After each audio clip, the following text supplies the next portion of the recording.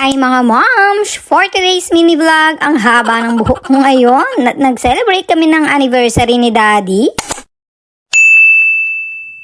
Good morning! Ang sarap-sarap talaga ng kiss ng mga baby kapag umaga. Today is June 14 at heto yung 5th wedding anniversary namin ni Sir Principal. Kaya lang wala siya ngayon dahil ilang araw na siyang may seminar. Pero mamaya pa nga lang yung dating niya. Kaya naman kami muna ni Milana ang mag-aalmusal. Nuko, ilang araw nga lang siyang wala, namimiss ko na si Sir Principal. Charing. Prinamis naman niya sa akin na uuwi siya ngayon. Nuko, dapat nga lang siya talaga umuwi dahil 5 taon na kaming kasal. Nuko, 5 years na kami nag-uutuan sa isa't isa. Charing. Pero sa totoo lang, 2 araw lang siyang nawala. Pero nuko, miss na namin siya ni Milan. At pagkatapos naming mag-almusal, pinaliguan ko na rin si Milan. At pagkatapos ay naglinis na rin ako. At dahil nga sinusulit ko yung aking bakasyon, heto din yung time para makapag-focus din ako kay Milan. Every morning, nagle-lesson kami at pinapanood niya si Miss Rachel. Nuko, laking pasalamat ko kay Miss Rachel dahil kapag hindi ko natuturuan si Milan, si Miss Rachel ang nagtuturo. At pagkatapos ko nga maglinis sa taas, dito naman ako sa ilalim. Nuko, ang baho ng itsura ko dito, pero mamaya magpapaganda na ako. At heto na mga aking baby, nuko, nakapag-beauty rest na siya. At fast forward, nagbihis at nag-ayos na rin ako dahil papauwi na daw si Daddy. Grabe, ang ganda nitong blazer ko from Lovito at H&M naman para sa aking score. At heto naman yung bonggang gift sa akin ni Sir Principal. Yung teardrops na earring na talaga namang gustong gusto ko. Thank you so much, Daddy. Iba ka talaga magpasabog. Binigay niya na ito bago siya pumunta ng seminar. At syempre, may pasabog din naman ng mom nyo para kay Sir Principal.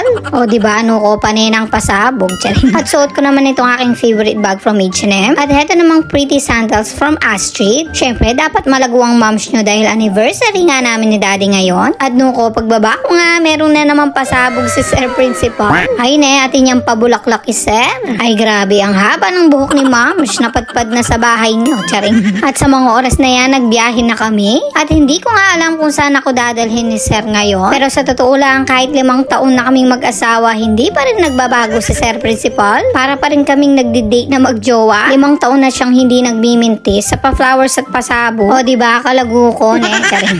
At dito nga kami sa may Rainforest Kitchen by Chef Vince Garcia pumunta. Ay grabe, napakaganda, napakasosyal nitong fine dining restaurant na napuntahan namin. Dito lang ito sa may Sindalan, San Fernando, Pampanga. Nag-search nga lang sa TikTok si Daddy kung ano yung magandang restaurant sa San Fernando at heto yung madalas na lumilitaw. Marami namang magagandang restaurant sa San Fernando pero heto yung nagustuhan ni Daddy. Sakto naman, wala pang tao dyan kaya namang solong-solo namin nitong place. Ang daming pwedeng pagpilian ng mga sosyal na pagkain dito. At take note, hindi masyadong mahal mga moms. Caring-caring ng budget. Una nga nilang sinerve itong European Strawberry Iced Tea. At pagkatapos naman, meron silang pampa-appetizer. Heto pa nga lang yung sinerve na napakasosyal na. Parang pinasosyal na pandesal. Charing. At heto na, umorder nga kami nitong seafood Alfredo. Ay nuko, kanyama na nini. Meron siyang salmon, shrimp at tahong. Love na love namin kasing kumain ng pasta, lalo na si Milan. At pagkatapos, umorder din kami nitong manyaman na smoked baby back ribs. Ay nuko, kanyama na naman nini. Sobrang lambot nito at napakamalinamnam. Nuko, nag-enjoy talaga kami ni Sir Principal. Grabe, kung i-rate namin ang restaurant na ito, 10 out of 10. Napaka-asikaso pa ng mga nagsaserve sa amin. At take note, mismong si Chef Vince Garcia talaga ang nagluto nito para sa amin. O diba, ang lakas makasyala. Bukas kanina na kay ngulam. Charing. Eme lang, pero syempre, mas gusto pa rin ni Sir Principal ang aking luto. At sa mga oras na yan, talaga namang busog na busog kami. Thank you so much, Sir Principal, sa mga pasabog sa ating anniversary. Syempre, importante pa rin sa mag-asawa ang i-celebrate ang anniversary. Hindi naman kailangan na pabonggahan. Ang importante, nagmamahalan at kakalinguanin kaya kayong anniversary,